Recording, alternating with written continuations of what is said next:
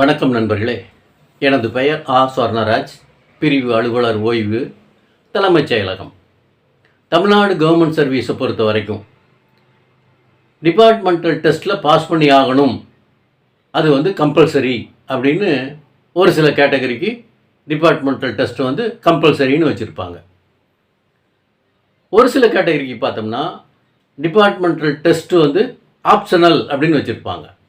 இப்போ கம்பல்சரி யாருக்கு, ஆப்ஷனல் யாருக்கு அப்படின்னு பார்த்தோம்னா, ப்ரொபேஷன் டெக்ளரேஷன் ஆர்டர் இஷ்யூ பண்ணணும் அப்படின்னு சொன்னால் ஒரு சில கேட்டகரியில் இருக்கக்கூடிய கவர்மெண்ட் சர்வெண்ட்டுக்கு டிபார்ட்மெண்டல் டெஸ்ட் கம்பல்சரி.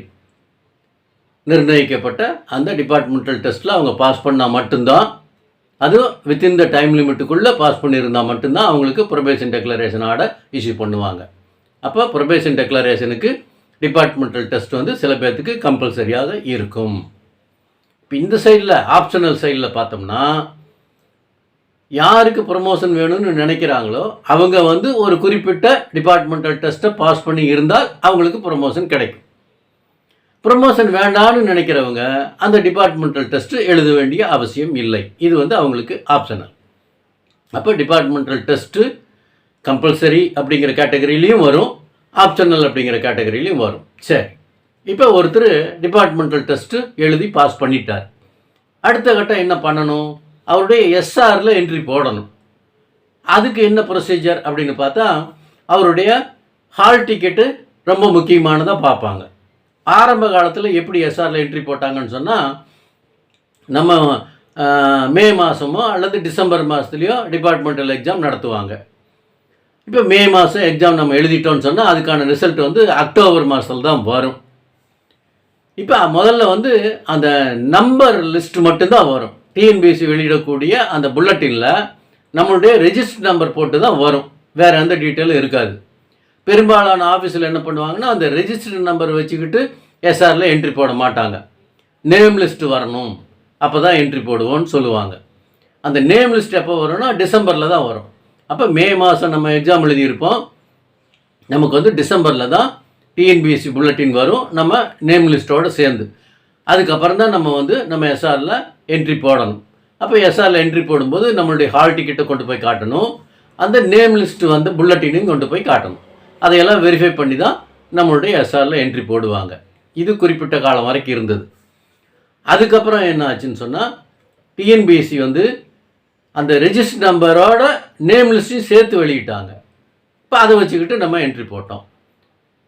இப்போ சமீப காலத்தில் இ புல்லட்டின் அப்படின்னு சொல்லி நெட்டிலேயே டிஎன்பிஎஸ்சி புல்லட்டின் வெளியிடுறாங்க.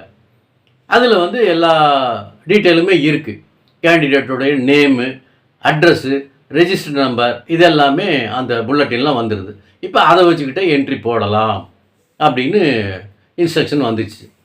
கண்ட்ரோலர் ஆஃப் எக்ஸாமினேஷன், டிஎன்பிஎஸ்சியில் இருக்கக்கூடிய கண்ட்ரோலர் ஆஃப் எக்ஸாமினேஷன் ஆல் ஹெச்ஓடிக்கு ஒரு டிஓ லெட்டரு எழுதிட்டார். இந்த மாதிரி இ புல்லட்டினை வச்சு நீங்கள்லாம் எஸ்ஆரில் என்ட்ரி போட்டுடலாம், அதே செல்லுபடி ஆகக்கூடியது தான் அப்படின்னு டிஓ லெட்டர் வச்சுட்டார். இப்போ அதை வச்சுக்கிட்டு எல்லோரும் எஸ்ஆரில் என்ட்ரி போடுறாங்க. இப்போ சில நேரங்களில் என்ன ஆகுன்னு சொன்னால், நம்மளுடைய ஹால் டிக்கெட்டை மிஸ் பண்ணியிருப்போம், தொலைச்சிருப்போம். இப்போ அந்த மாதிரி சுச்சுவேஷனில் சில ஆஃபீஸில் ஹால் டிக்கெட்டை கேட்பாங்க. இப்போ ஹால் டிக்கெட் இல்லைன்னா எஸ்ஆரில் என்ட்ரி போட முடியுமா முடியாதா அப்படிங்கிறதுக்கும் அந்த டிஓ லெட்டர்லேயே அதுக்கான விளக்கத்தையும் கொடுத்துருக்காரு. அந்த ஹால் டிக்கெட் இல்லாட்டியும் பரவாயில்லை, நீங்கள் அந்த இ புல்லட்டினில் இருக்கிற டீட்டெயிலை வச்சுக்கிட்டே எஸ்ஆரில் என்ட்ரி போடலாம். அந்த இ புல்லட்டினில் என்னவெல்லாம் சொல்கிறோம் அப்படின்னு சொன்னால், யாரெல்லாம் பாஸ் பண்ணிட்டாங்க, எந்தெந்த எக்ஸாமில் பாஸ் பண்ணாங்கன்னு சொல்லி நாங்கள் அந்த டீட்டெயில் கொடுத்துருக்குறோம். அப்புறம் யாரெல்லாம் ஃபெயில் ஆனாங்களோ அவங்களுடைய லிஸ்ட்டையும் நாங்கள் சொல்லியிருக்கிறோம். யாரெல்லாம் தேர்வுக்கே வராதவங்க, அது ஆப்சன்டீஸ் லிஸ்ட்டும் நாங்கள் கொடுத்துருக்குறோம். அதனால் அந்த பர்டிகுலர் இண்டிவிஜுவலை பற்றி டீட்டெயில் அந்த இ புல்லட்டினில் இருக்குது, அதே போதுமானது, அதை வச்சுக்கிட்டே நீங்கள் எஸ்ஆரில் என்ட்ரி போட்டுக்கலாம்னு சொல்லி அந்த டிஓ லெட்டரில் இன்ஸ்ட்ரக்ஷன் வந்துருச்சு. அதனால் நம்ம ஹால் டிக்கெட்டை தொலைச்சிட்டோம் அப்படின்னு சொல்லிவிட்டு டிஎன்பிஎஸ்சியில் டூப்ளிகேட் ஹால் டிக்கெட் கொடுங்கன்னு சொன்னால் கொடுக்க மாட்டாங்க. ஏன்னா அவங்க இந்த டிஓ லெட்டரை கோட் பண்ணி இதை வச்சுக்கிட்டு நீங்கள் எஸ்ஆரில் என்ட்ரி போட்டுக்கலாம் அப்படின்னு தான் பதில் சொல்லுவாங்க. சரி, இப்போ ஹால் டிக்கெட் இல்லை, பாஸ் பண்ணிட்டோம், என்ட்ரி போட்டுடுறாங்க. ஒருவேளை நம்ம ஃபெயில் ஆகிட்டோம், ஃபெயிலானது மட்டும் இல்லை, நம்ம வந்து இந்த டிபார்ட்மெண்டல் டெஸ்ட் எழுதுறதுலேருந்து எக்ஸம்ஷன் வாங்கணும் அப்படின்னு சொன்னால் நம்மளுக்கு ஹால் டிக்கெட் வேணுமா வேண்டாமா அதை பற்றியும் நம்ம பார்க்க வேண்டியிருக்கு.